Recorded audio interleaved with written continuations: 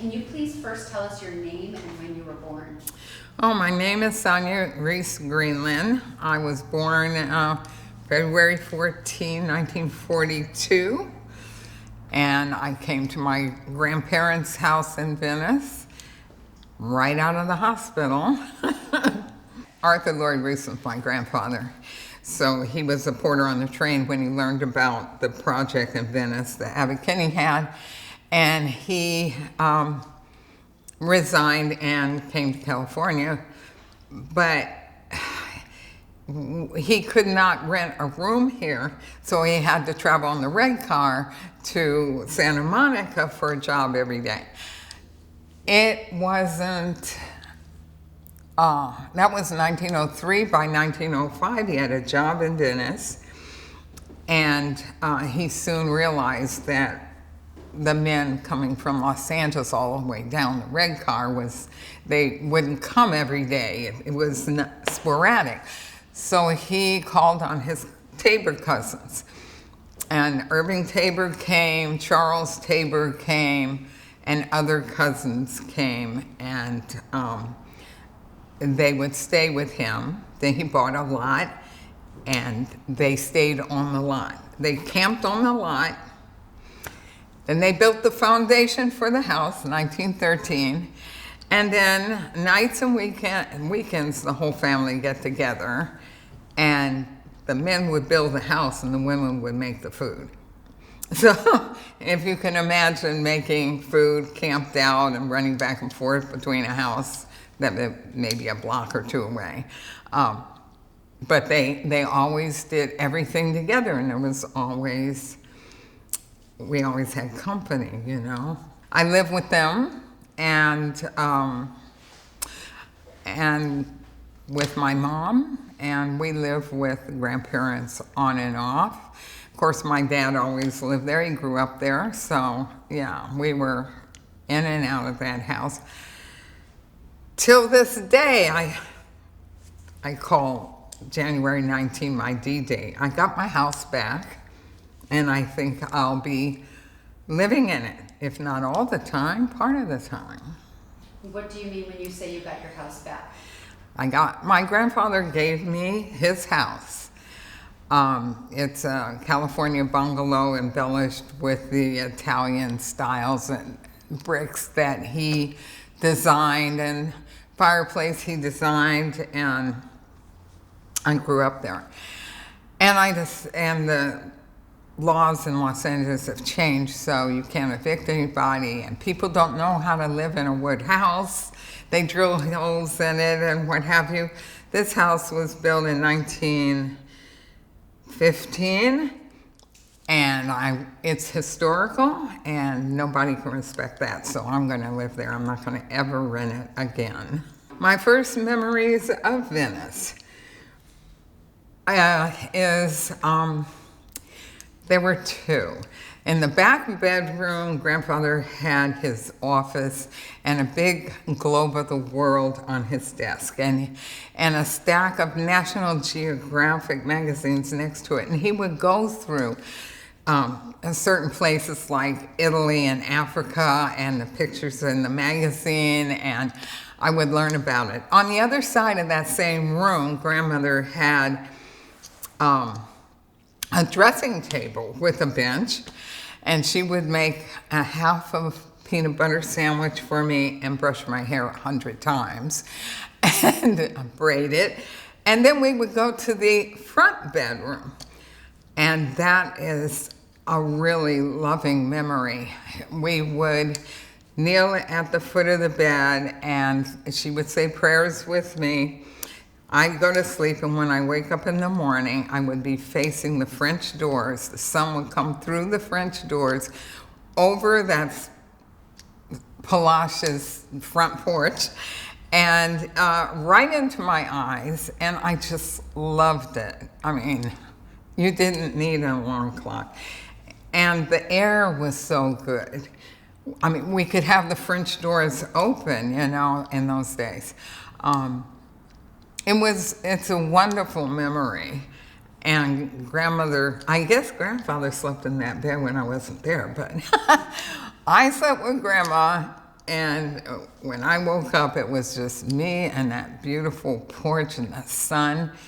She was in the kitchen working on grandfather's lunch or something. She'd get up at 5 in the morning. His father died in 1913. Then his mother, his sister Fanny, and his brother Edward came to Los Angeles. And now, by that time, Edward had graduated from Southern University. His father was born Arthur Lloyd Reese, but changed his name to Alexander Lucius Reese. This is what we didn't understand. Jeton, who is in the Tabor family, said her grandmother married Arthur Lloyd Reese. I said my grandmother, Gertrude Searcy, married Arthur Lloyd Reese. So we found out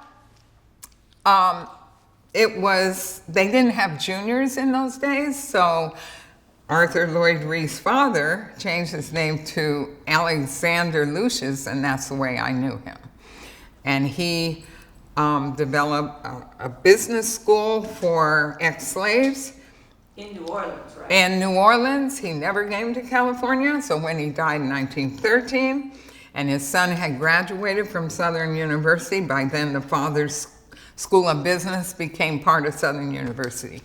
And so he had his BA and he came to California, and he became the vice president or co-owner of whatever Arthur invested in.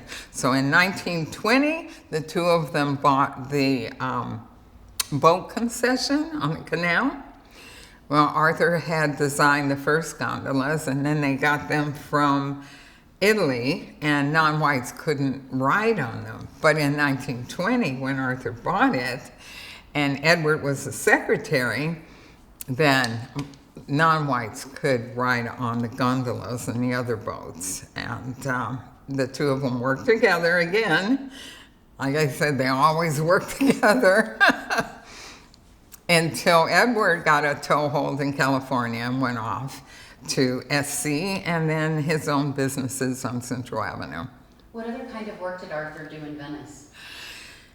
Let's see, he had 5 businesses. He started with shoe shine on the beach, and he had 5 workers with him. They all delivered the shoe shine by bicycle up and down the beach. Then the janitorial service, that took off, so he was known for that. He also did contracting and house cleaning. And then, of course, he had designed the boat in 1905. the gondola in 1905.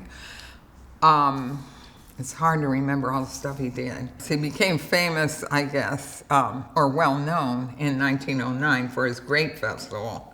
But he designed and made whatever he used. For instance, the Grape Festival was in those Grecian bowls on a pedestal, and then the grapes flowing down the sides. He made the bowl and everything in it.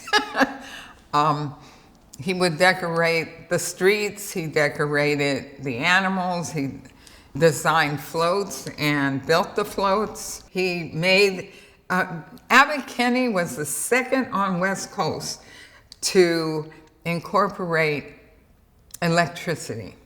He wanted people to come to all the attractions in Venice at night, so he went to Arthur Reese, and Arthur Reese studied it, and he adorned the buildings with electric lights so people could walk down those buildings with colonnades. And the lights were in there. And then he made the Venice sign with the electric bulbs. Back then, the electric bulbs were 12 inches long. But they redid it in modern materials today. So that sign has been reconstructed over Windward. Are you aware of the relationship between him, Arthur and Abbot Kinney, what kind of relationship they had? They had a business friendship. There's another word for it. But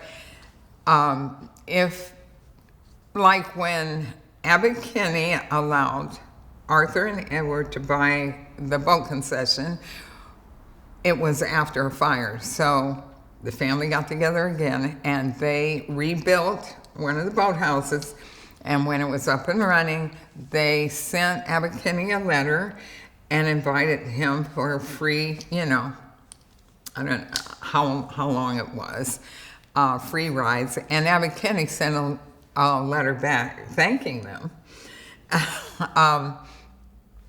And when Arthur Reese wanted to go somewhere and there was someone that Abbot Kinney knew at that place, Abbot Kinney would tell him, because there wasn't, what do they call it, the yellow book, the black book, the red book, whatever. They didn't have a book of where you could go if you were non-white in another place. There was a race line, but there was friendships above and beyond that. Like Abbot Kinney would not stay anywhere Irving, his chauffeur, butler, and confidant could not stay when he traveled around the United States. So there was this special relationship in spite of the mores of America. Everyone in the family kept all this history quiet. I grew up knowing the basic things that they grew up with, that you do the best you can, you don't let anything stop you, anybody stops you, or there's a rule or a law or anything in your way, you find a way around it. It's just a way of survival. So you don't advertise you have money, you don't advertise that you don't have money, because you'll be discriminated against. And if you have money, someone will try to take it away from you. So that was their attitude. They were very humble, and their whole thing was built around helping people and community, but keep their private life private. Venice is unique. It's inclusive. It has boundaries, but they're individual more. You'll find people that don't accept you, but in all the areas of life that count, it's inclusive. I got a T-shirt with a world on it, an American on one side, Africa on the other, and the ocean was in the middle. And I just thought it was a nice T-shirt. And they said, bring T-shirts to Senegal and use them like tips. I gave this guy my shirt, and he was ecstatic. And he was my friend from then on. Everybody in Senegal knew about Venice. Everybody. Everywhere we went, they knew about Venice, California.